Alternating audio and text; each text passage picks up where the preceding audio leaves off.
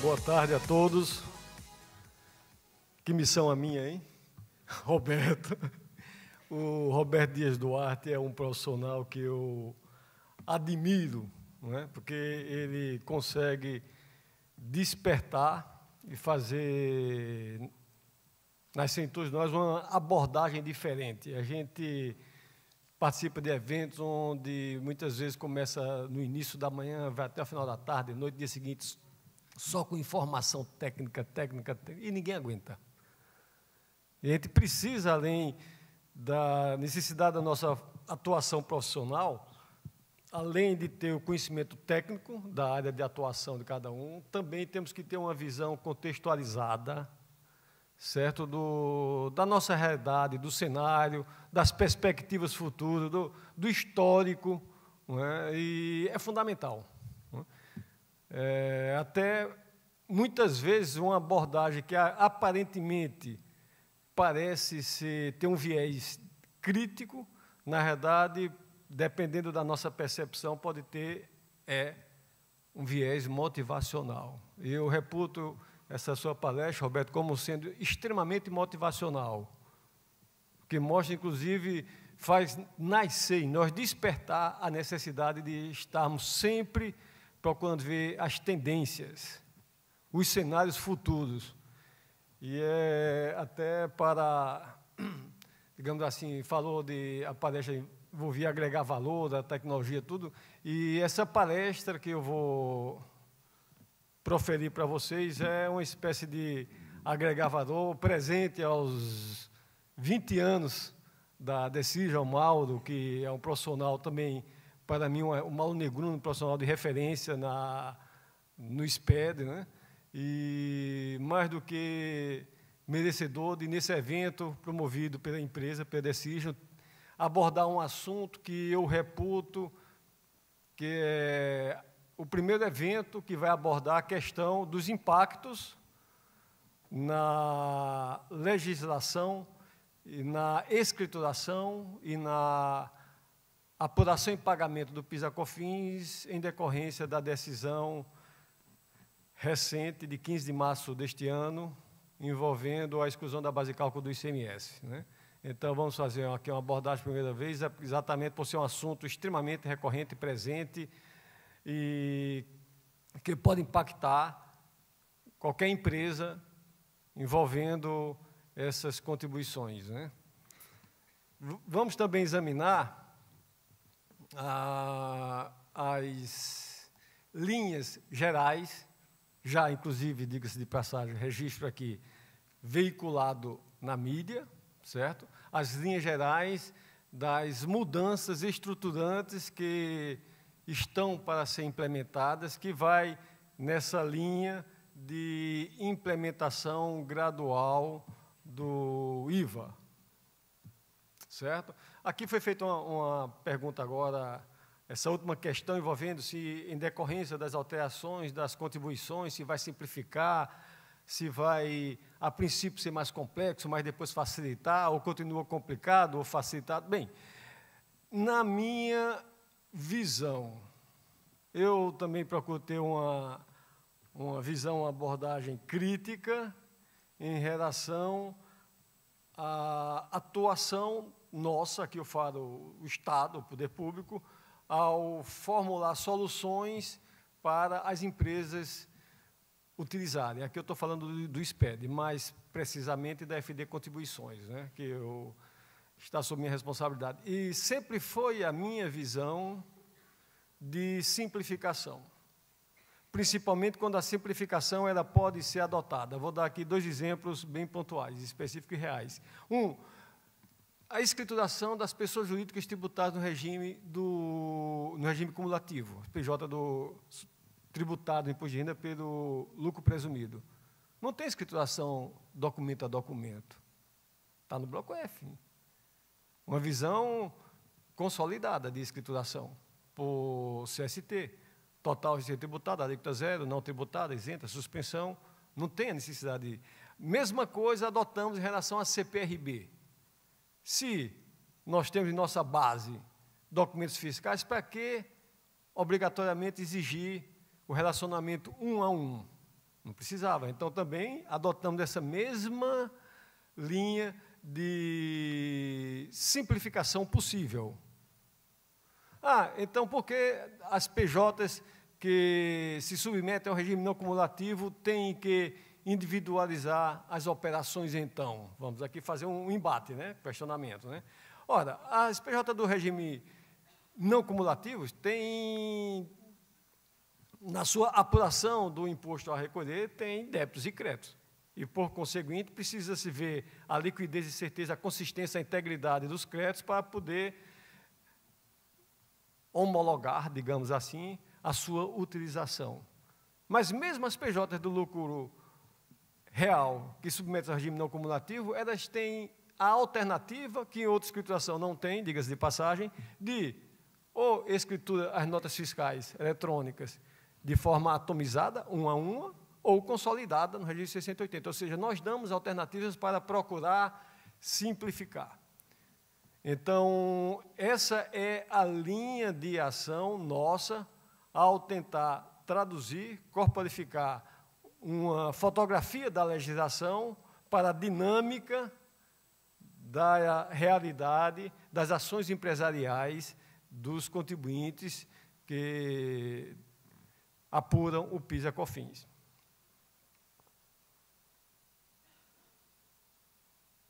Bem, vamos aqui fazer algumas considerações em relação ao recente julgamento do STF, do recurso extraordinário, que foi finalizado em 15 de março do corrente ano. Vejam bem, senhor, já vai fazer 12 meses, né? E nada de publicação do acórdão. Isso pode demorar mais meses. E o que é que isso quer dizer por si só? Que, enquanto não tiver acórdão publicado, não tem sentença definitiva para ninguém. Nem para contribuinte, nem para fisco, nem para contador, nem para advogado. Está tudo ainda nas nuvens, digamos assim, em abstrato. Porque ninguém sabe exatamente do acórdão do julgamento, os termos, o alcance. A questão da modulação, vocês são sabedores, vai ficar para um momento futuro. Foi postergado, não é que foi indiferido. A modulação dos efeitos da decisão foi postergada, porque não foi apresentada durante o julgamento. Isso vai fazer com que, uma vez publicado o acórdão, deve, porque ninguém tem o dom de predizer, de definir o futuro, mas deve a Fazenda Nacional opor embargos de declaração, para exatamente suscitar a questão da modulação do efeito temporal da sentença. Isso aí pode durar o quê? Meses. E enquanto não publicado, ninguém leva.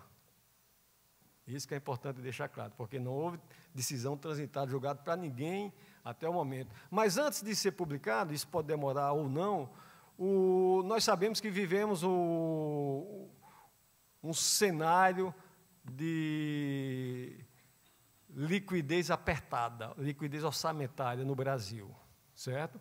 E existe a tendência, se eu tivesse de dar nome a essa minha palestra, em vez de ser aí expectativa de alterações na legislação da escrituração, eu nominaria ela por tendências, possibilidades, cenários. Até adequaria aquele slogan da Band News, em 20 minutos tudo pode mudar. É o Brasil. Bem, o que é que nós temos? Dificuldade orçamentária da União, né? Restrição orçamentária, uma mudança que causa impactos e que, diante disso, como a própria equipe econômica já veiculou, certo? Então, me sinto confortável aqui em falar, né? Que, em função da decisão do STF, que reduziu a base de cálculo do ICMS, provavelmente, o far-se-á necessário, vocês estão vendo como eu estou medindo minhas palavras, estou medindo uma a uma, porque está sendo filmado, certo? Então, provavelmente, far-se-á necessário que seja adotada alteração legislativa para ajustar, neutralizar, haja subjetividade nas minhas palavras, neutralizar os efeitos da decisão do STF. Isso já foi feito aqui, para não pensar que está no mundo da abstração da especulação, não. Lembrem os senhores que quando, em 2013, o mesmo STF julgou a inconstitucionalidade dos elementos que compõem a base de cálculo do PIS e da COFINS na importação, dizendo que, conforme propugna a Constituição Federal, é só valor aduaneiro e não tem nada de também considerar valor aduaneiro com plus, tipo ICMS, PIS, COFINS, blá, blá, blá. Então, com essa decisão, que não teve modulação para frente, ou seja, retroagiu, tivemos alteração legislativa para subir a alíquota do PIS da COFINS de importação, que foi para 9,75%, 11,75%, desculpem. Certo? Então, existe a tendência, a possibilidade de ser editada, e como essa decisão do STF está causando impactos já imediatos na arrecadação, estimativa na faixa de 3 bi mínimo por mês, então é urgente a necessidade de ser adotada uma alteração legislativa no sentido de neutralizar o impacto da decisão. Ok? E essa medida vindo a ser adotada, ela vai ter um alcance mais amplo do que a própria decisão do STF. Porque a decisão do STF, ela só alcançou o débito. Então, ela estabeleceu que na apuração do PIS da COFINS, que é no regime cumulativo ou não cumulativo, não deve ser compor a base de cálculo, não é que o ICMS de ser receita. A decisão decidiu que não integra, não compõe a base de cálculo o ICMS. Aí já vem a segunda questão, mas qual é o ICMS? É o líquido a pagar, o destacado em nota fiscal. Então, o que vai ser, tudo indica, tendência, possibilidade, certo?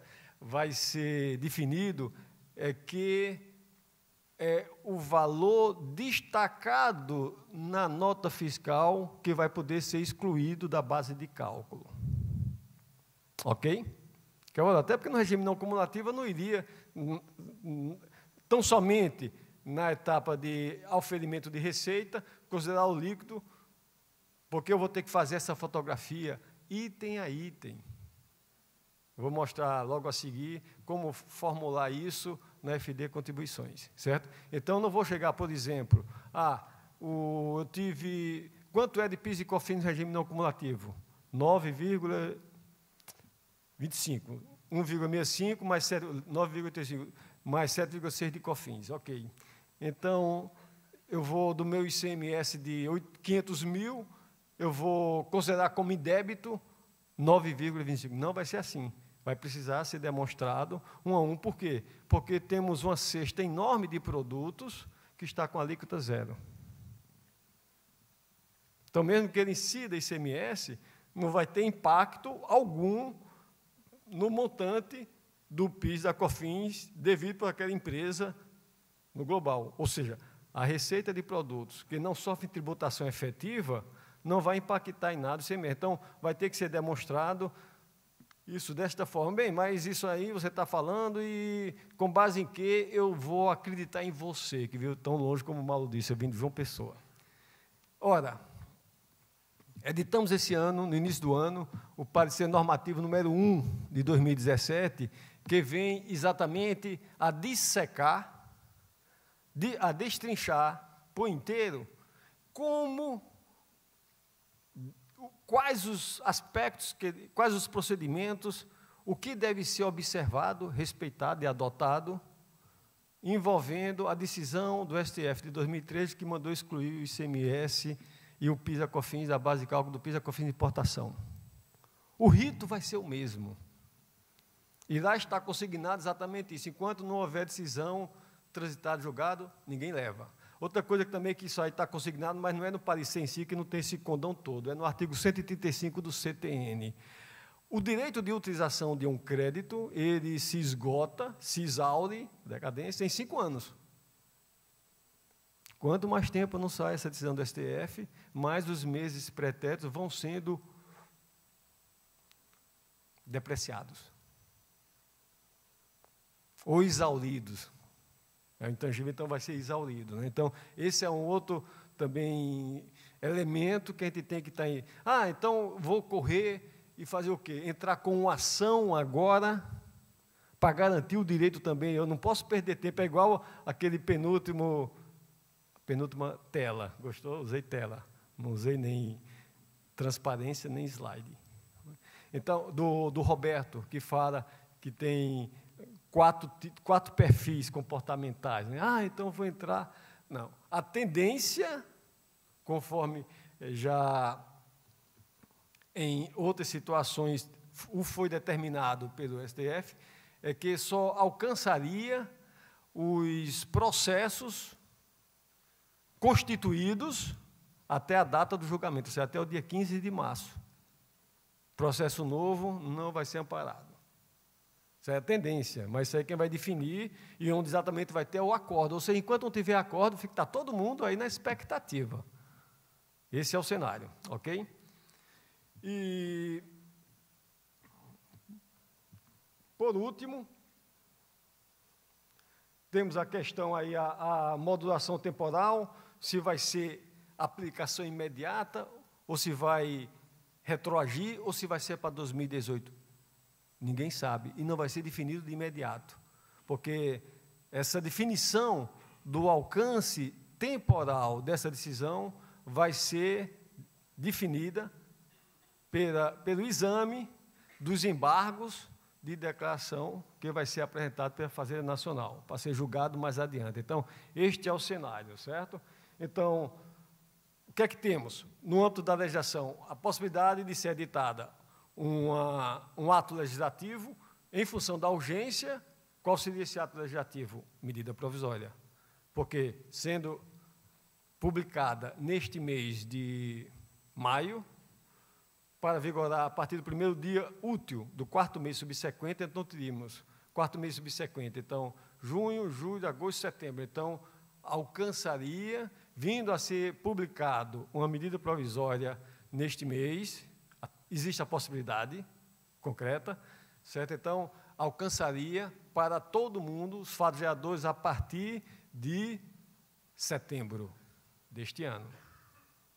Independente da decisão, então, a partir de setembro, para todos os contribuintes, com processo judicial instaurado ou não, a partir de setembro, não se consideraria mais os impostos incidentes sobre a venda, ICMS, óbvio, com uma alíquota, vamos usar assim a palavra adequada, com uma alíquota compensatória, para compensar a diminuição da base de cálculo. Na escrituração fiscal, como eu falei ainda há pouco, vocês não vão ter problema. Vou mostrar logo adiante. Isso aqui é de um corte com as informações que são comuns em todo e qualquer registro da escrituração envolvendo operação com o ICMS, por analogia também com o ISS, que pode ser que também já aproveitemos, volto a dizer, o nome dessa pasta devia ser possibilidades, tendências e cenários. Então, pode ser que a medida provisória aproveite o embalo e também já confira igual tratamento ao ISS. Ok? Só que a alíquota é única, não vamos ter uma alíquota para contribuinte, uma alíquota de PIS para o contribuinte sujeito ao ISS e outra alíquota de PIS para o contribuinte sujeito ao ICMS. Não tem isso. Nós trabalhamos com a alíquota única para o regime não cumulativo, a alíquota básica, e outra para o regime cumulativo. Mas, na modelagem atual, é isso que é feito desde que foi instituída a FD Contribuições, desde 2012. Né? Então, tem, na nota fiscal, ou de prestação de serviço, bloco A, ou de venda de bens e mercadorias e produtos, bloco C, valor do item, individualizado 1 a 1. Também tem, no caso do ICMS, no registro C170, o valor do ICMS. Está lá, certo? Tem o valor total da nota do ICMS, no C100, como também tem o valor específico do ICMS em relação a cada item no registro C170. Então, lá define esse valor. Temos a base de cálculo do PIS, alíquota, valor do PIS, mesma coisa para a COFINS. Então, hoje, independentemente do valor do ICMS, hoje, pela legislação em vigor, se eu tivesse de lavrar um auto de infração hoje, veja só, eu tenho de lavar um auto de infração hoje, na empresa, beneficiada era perto que essa decisão aí, como foi em sede de repercussão geral, vai alcançar todos, quem ingressar, inclusive vai vincular a administração a partir da publicação e da manifestação por nota explicativa, de acordo com o artigo 1035 do novo CPC. Então, vincula, tem feito vinculante, mas a partir de todo o rito consumado. Isso aí pode levar meses. Pode mudar até de ano. A tendência é de mudar o ano até. Bem, se eu fosse lavar um auto de infração para cobrar o PIS da empresa, certo, o titular do recurso, eu teria que incluir hoje o ICMS, porque não tem decisão transitada e julgada. E a lei continua em vigor. Agora, uma vez publicado o acordo, e se ele definir a retroatibilidade, aí já muda o cenário, mas ninguém sabe o que vai ser publicado. Nós esperávamos, eu estava lá no gabinete, né, nós esperávamos que na semana seguinte, no máximo, em março ainda, fosse sair o acordo. E até agora está em 11 de maio. E nada. Ok? Bem, então aqui está como é o rito atual na escrituração, não temos muito aqui o que conversar.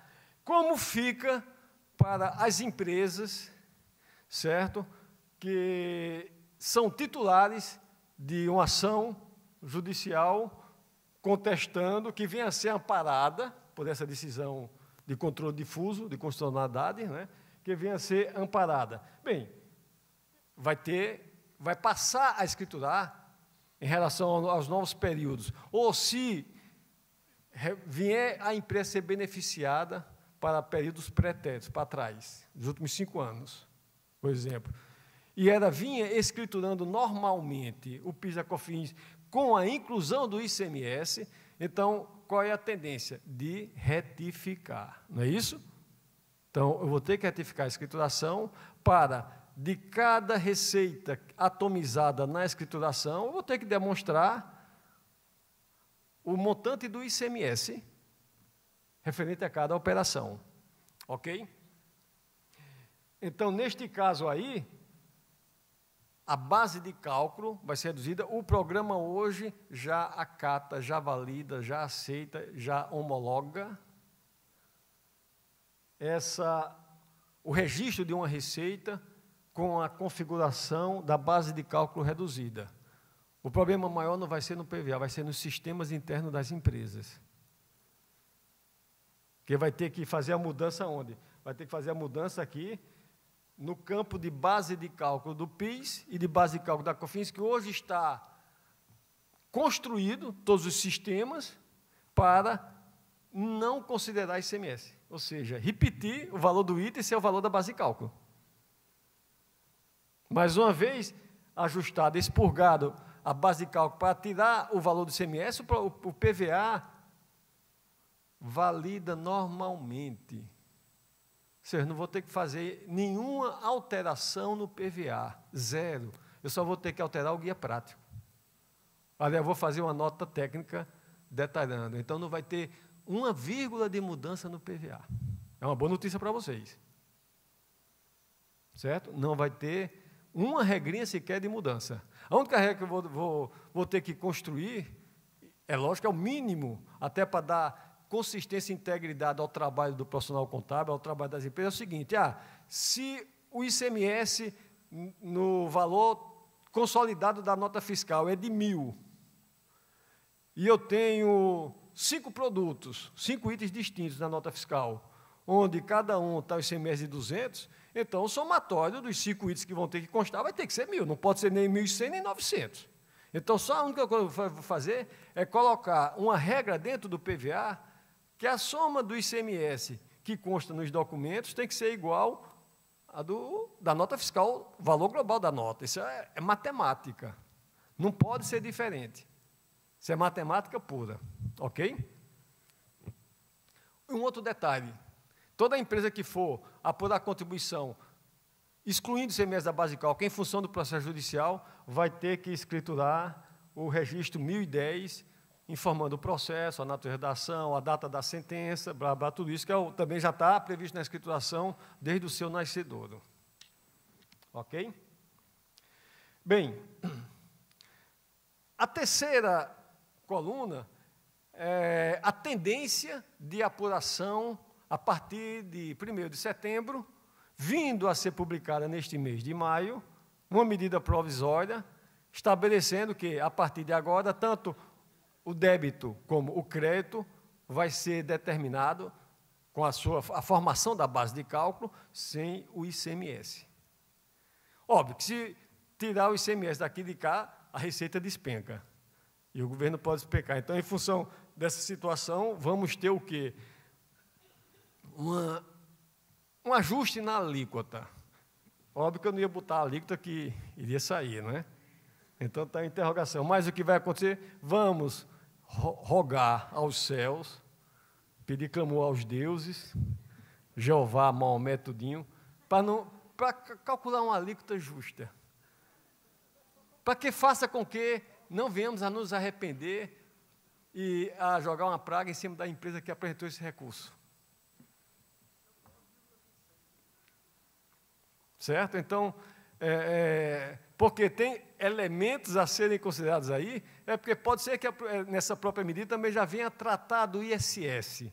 Então, teria que ser uma alíquota compensatória que resgatasse aos níveis anteriores à decisão o nível de arrecadação do PIS e da COFINS. Certo? Então, essa é a tendência de ser editado um ato por medida provisória, para entrar em vigor o mais cedo possível, seria setembro, certo? Onde iria já, em definitivo, para a empresa que entrou com processo ou não, a partir de setembro, o PIS e a COFINS passaria a ser tributada, até a sua base de cálculo dimensionada sem o ICMS. Em compensação, vamos ter alíquotas novas. Então, aí seria também uma outra mudança que teria que ser implementada nos sistemas das empresas de inclusão das novas alíquotas. Mas isso aí não é bicho de 7 cabeças. Bem, em paralelo, antes da decisão do STF, já estava, isso aí já vem sendo vinculado há mais de 2 anos, então, aqui, obviamente, vou falar o que vem sendo veiculado. Certo? Por motivos já explicitados por mim. Bem, está em, digamos assim, rito acelerado, certo? Uma proposta de alteração na legislação para mudar o modelo atual das contribuições sociais, principalmente no regime não cumulativo, certo?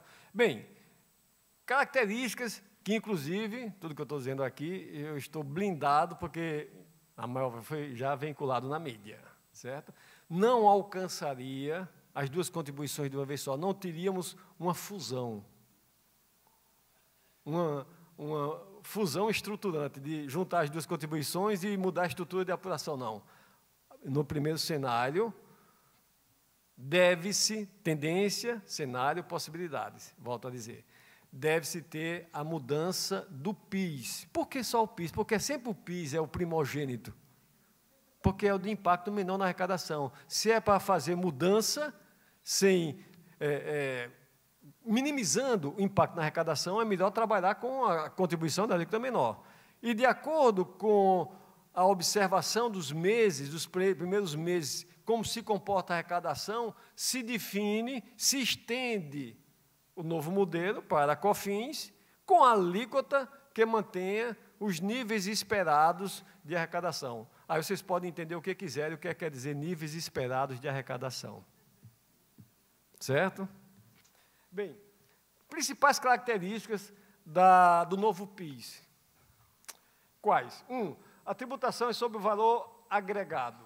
Ou seja, vai se adotar um sistema de não cumulatividade igual o que se tem para o ICMS, o IPI.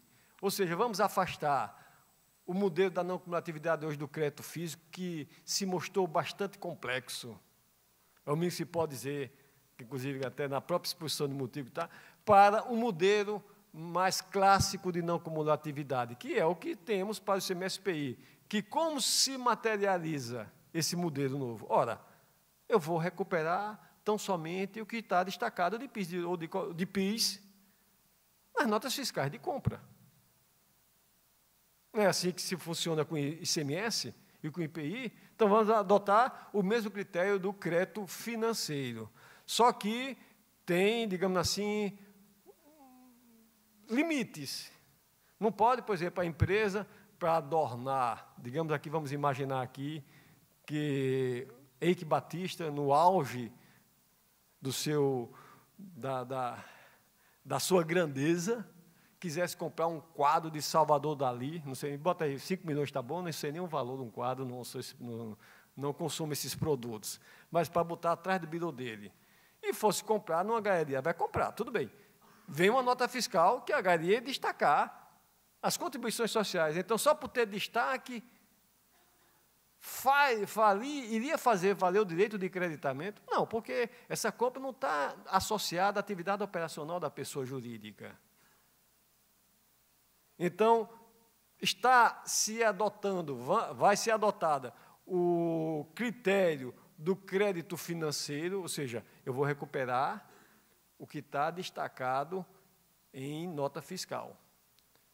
Aqui só fazer um comentário complementar a esse aspecto. Isso já vai revelar uma mudança estruturante. Porque qual é o modelo? O modelo hoje é um modelo distorcido. Na própria exposição de motivo da MP 135 já está dito que está se adotando o método subtrativo indireto. Isso a gente pode trazer como método imperfeito.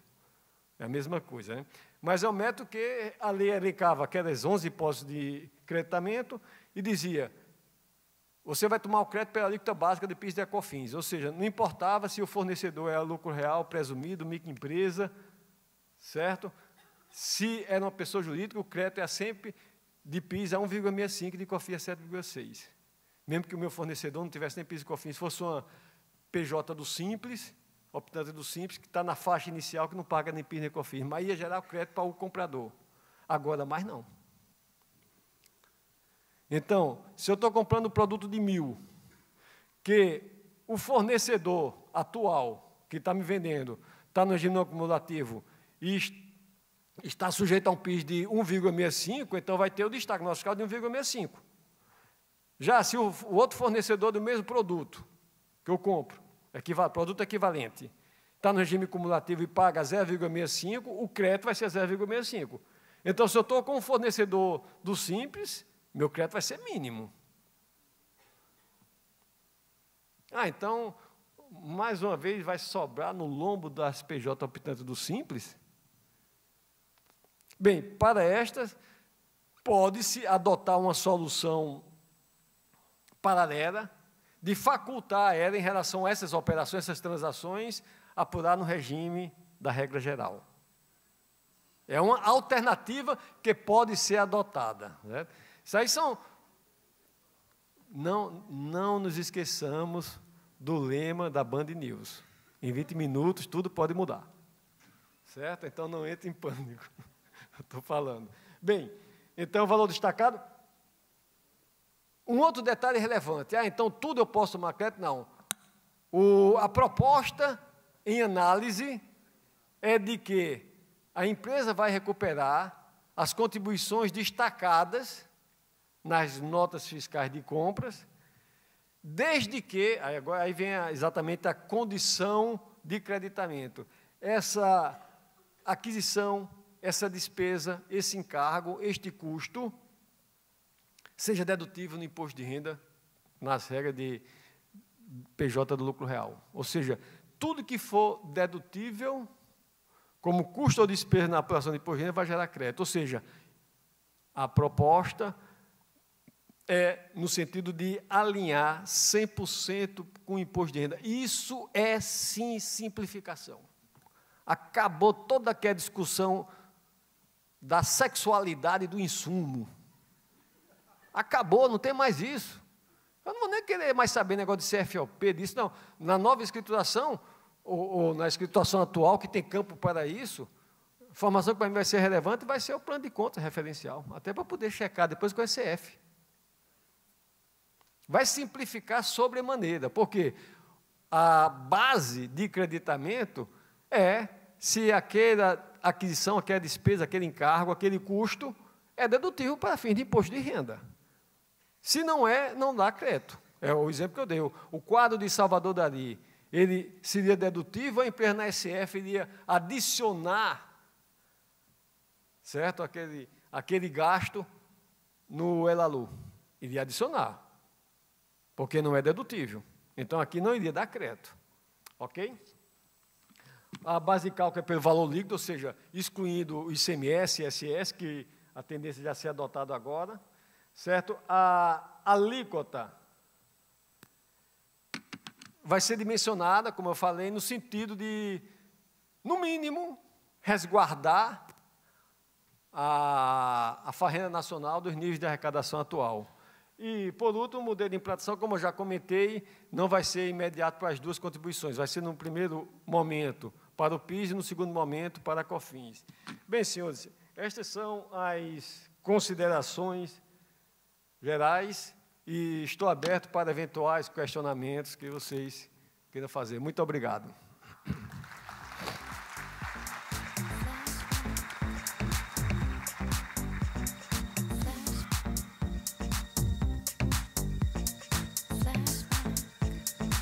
Eu gostei mais daquela parte que eu estou escolhendo muito as palavras para poder falar.